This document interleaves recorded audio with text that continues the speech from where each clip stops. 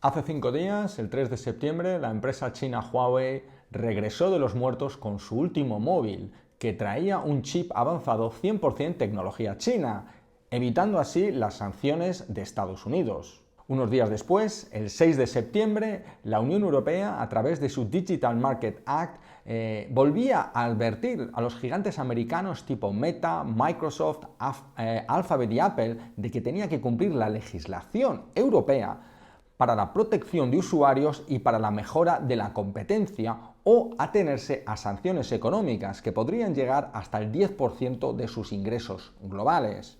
Y ayer, para rematar la semana, el gobierno chino anunció restricciones en el uso de iPhone para funcionarios del gobierno chino. No sabemos el alcance y no sabemos si estas restricciones irán a más. Y al ver estas noticias, pues solo podemos pensar en lucha de bloques económicos y un poquito más de fragmentación. Fragmentación que, sobre todo después del COVID, está detrás de la desaceleración económica que amenaza con durar toda esta década. Pero nosotros aquí en Relatia, al ver la resiliencia de Huawei, la terquedad de la Unión Europea con el tema de la legislación e incluso, aunque todavía es una economía muy pequeña, pero ver el éxito de la India con su misión a la Luna, su ambición, Brasil con Lula, empezamos a pensar que quizás esta fragmentación va a traer algo positivo en forma de un ecosistema multipolar, sin monopolios, en este caso de Estados Unidos, con mucha más competitividad y trayendo el único factor que nos puede sacar de esta desaceleración económica, que es mayor productividad. Tras la caída de la Unión Soviética llegó Internet y el mundo empezó la gran globalización, es decir, todos seguíamos las mismas reglas de comercio, todos los países, Internet era el mismo para todos, el liberalismo había ganado y, bueno, Estados Unidos era el jefe, pero todos íbamos a ser felices, teóricamente. Luego llegó en el siglo XXI, empezamos a ver cómo China no tenía esos planes, porque no abre sus mercados internos a la competencia externa, por ejemplo, el mercado financiero, y además construye un muro tecnológico alrededor de Internet. Es decir, ya no hay un Internet, hay dos. Empieza la fragmentación. En el 2008, ese mundo perfectamente globalizado, interconectado, sufre una crisis financiera que viene de Estados Unidos. Y es precisamente China el que resuelve la crisis de mejor manera y es el país que más fortalecido sale, lo cual da una confianza extrema al Partido Comunista de que sus ideas son correctas. La globalización continúa porque China quiere ganar dinero, pero la fragmentación también se acelera porque China no quiere estar demasiado interconectada ni depender demasiado de los otros países o de Estados Unidos. Llegamos al 2015 y China presenta su plan Made in China 2025, que lo que planifica es convertirse en la fábrica del mundo y además el productor de tecnología top. Y aquí es donde hay un cambio en el paradigma de la fragmentación, porque ya no es solo China la que quiere separarse un poco, sino que es Estados Unidos el que empieza a pensar que es mejor separar a China.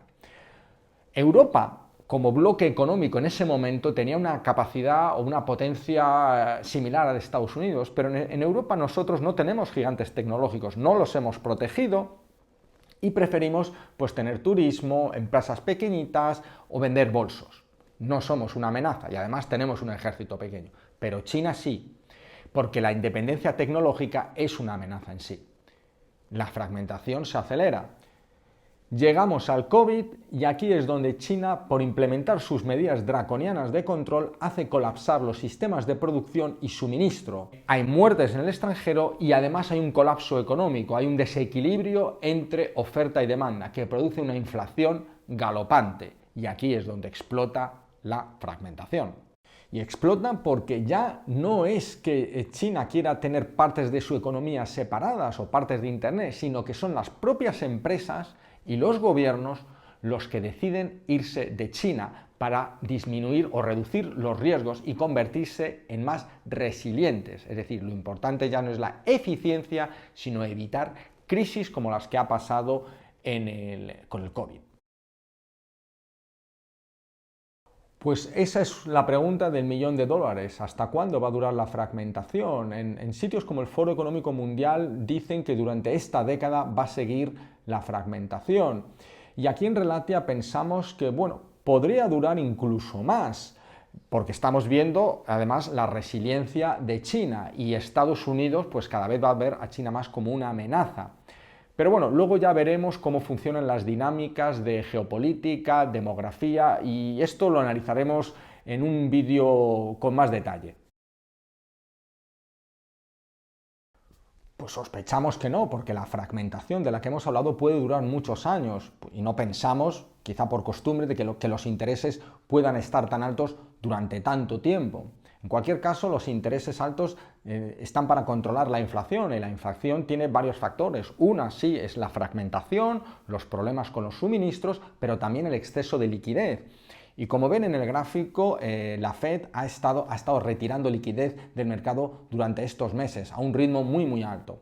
Así que pensamos que llegará un punto, esperamos lo antes posible, en el que no haga falta tener que controlar una inflación desbocada, porque no habrá ni tanta inflación ni tantos desequilibrios entre la oferta y la demanda en las cadenas de producción y suministro. Que no se nos malinterprete, la fragmentación tiene muchas cosas negativas, entre otras cosas la eficiencia que se reduce, tienes mercados sobreprotegidos y además estamos viendo estos desequilibrios en las cadenas de producción y suministro. Muchas cosas negativas, pero pensamos que la fragmentación y la resiliencia de las partes fragmentadas, como en este caso China con Huawei, es algo que puede ser positivo. Y cuando uno ve que una empresa china como Huawei es capaz de construir 100% tecnología suya a nivel de chips, de móviles, sistemas operativos y competir con Silicon Valley, pues pensamos que eso no es malo, porque va a aumentar la competencia general y va a obligar a Estados Unidos a pensar estratégicamente porque cada vez va a haber más tensión y los riesgos son mayores. Y de la misma manera que la Unión Soviética, aunque hacía mal muchísimas cosas, pero era buena en un par de áreas, como puede ser el tema militar y el tema espacial, eso obligó a Estados Unidos a arriesgarse más, a invertir más, ser más creativos y acabó dándoles su programa espacial e Internet. De la misma manera pensamos que la competencia que hay puede favorecer una mayor productividad. Y la productividad, como ha dicho en el informe de McKinsey sobre los escenarios de economía para los siguientes años, es lo único que nos puede sacar de esta desaceleración económica. Y ya por último, lo que nos queda, y esto sí que es absolutamente wishful thinking, es que nos gustaría que Europa aprendiera tanto de Estados Unidos como de China y pudiera crear sus propios productos con sus propias empresas y no solo legislación. Y con esto acabamos. Muchas gracias.